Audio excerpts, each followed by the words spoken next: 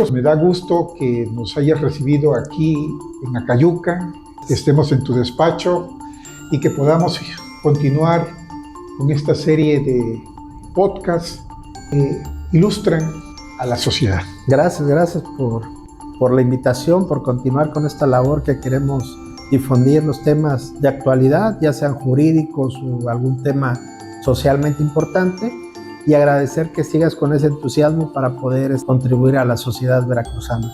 Te agradezco. Pues gracias a ti porque tú eres el experto.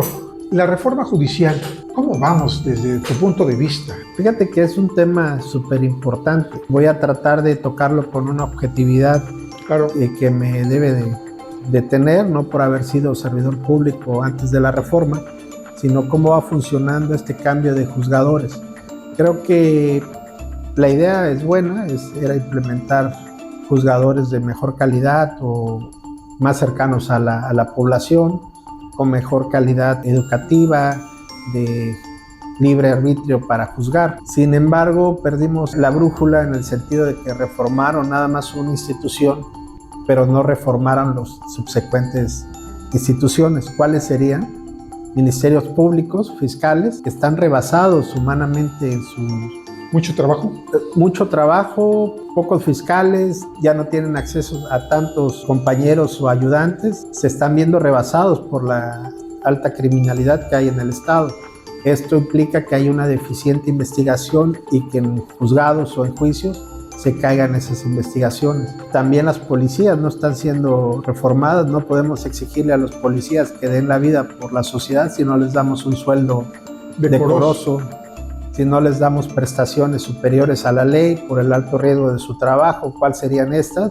Darles una vivienda, darles becas a sus hijos para que puedan estudiar en buenas escuelas, darles las oportunidades y el sentido de pertenencia a la institución policíaca. Por eso te digo que la reforma judicial no es tan integral o no fue tan buena si no se tenía planeado reformar las subsecuentes instituciones.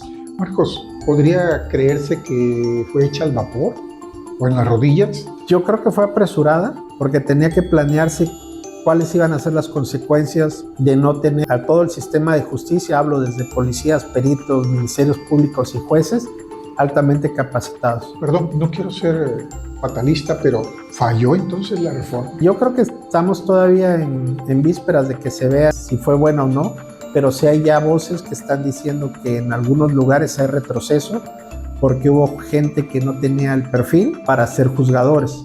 Digo, yo me he encontrado ahora de este lado en el ámbito del litigio con muy buenos juzgadores que entraron a raíz de la reforma judicial, pero he escuchado compañeros que se han quejado por algunos que dan mucho que desear en su función. A mí afortunadamente me han tocado jueces que considero capacitados en el ámbito de su función que están desempeñando. Pero ahora de este lado como abogado, ¿qué situación enfrentas? Aquí lo que tenemos que premiar es que la decisión del juez se respete, que no se satanice por si dictan un auto de no vinculación en un delito de alto impacto o una sentencia absolutoria, protegerlos para que tengan una independencia judicial, que sientan que su decisión que deben de tomar con conciencia y con apego a la ley va a ser respetada y no van a ser sancionados.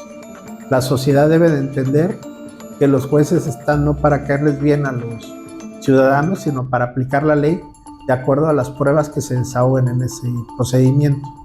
Eso es lo importante de esta reforma. Decías, en otras palabras, dar el beneficio de la duda. ¿Por tiempo indefinido, algún lapso?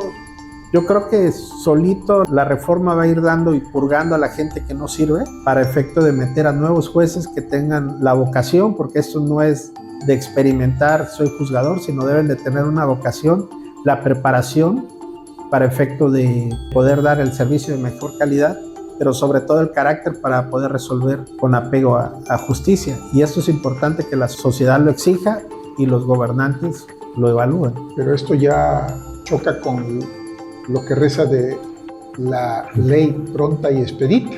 Digo, el factor humano, el factor económico, incide mucho en la calidad de la justicia. ¿Por qué? Porque si no tienen los materiales, computadoras, impresoras, papel, no van a poder sacar el trabajo de manera rápida. Si no tienen las instalaciones adecuadas, tampoco.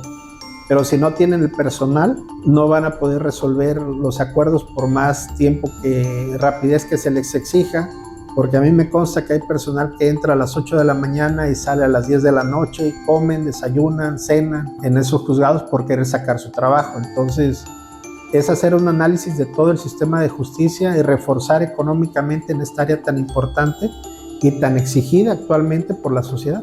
Aterrizando en el sur del estado, por ejemplo, deficiencias como lugares adecuados, una ciudad judicial que se ha dicho y no avanza. Desafortunadamente, Coatzacoalcos tuvo carencias de ciudades judiciales dignas, a excepción de Fuero Federal, que tiene un palacio de justicia muy digno. Veracruz, Coatzacoalcos tiene un proyecto que está ahorita, tengo entendido, estancado porque está en una licitación para la segunda fase, pero que es muy necesaria para poder unificar en un solo lugar toda la justicia civil, familiar, mercantil, laboral y penal.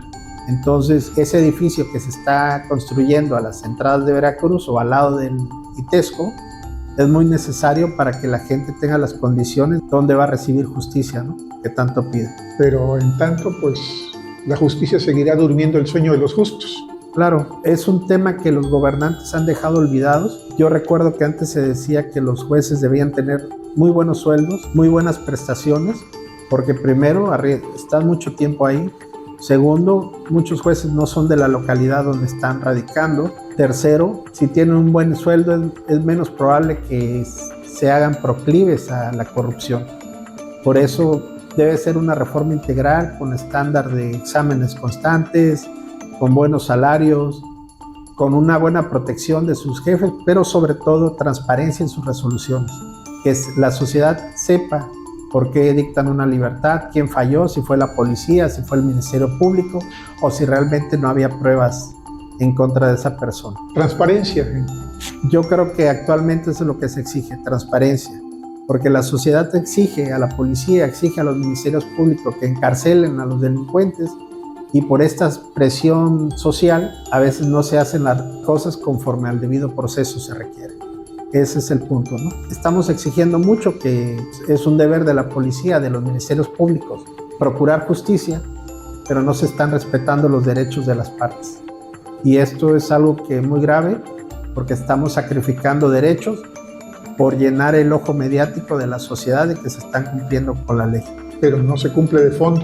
Desafortunadamente habría que ver las estadísticas, cuántas de las personas detenidas primero tienen ya procesos culminados, cuántos fueron sentenciados, cuántos fueron vinculados a un procedimiento con falsas pruebas, para que todo esto incida en una mejor sociedad jurídicamente hablando, ¿no? Pues es el anhelo, ojalá y se cumpla en algún momento. Ojalá que sí, pero la sociedad debe estar ahí impulsando este cambio constantemente. Y bueno, enterándose de todas estas leyes, porque si las desconocemos, pues no podemos pedir algo que desconozcamos. Así es, la sociedad no debe de ser ignorante, debe de ser una sociedad enterada. Si no les gusta leer, pues bueno, están redes sociales, están varios métodos o medios por los cuales pueden enterarse de la situación. Sobre todo, que tengan un ojo crítico de todo lo que hay en redes sociales. Claro, saber definir lo real y lo falso.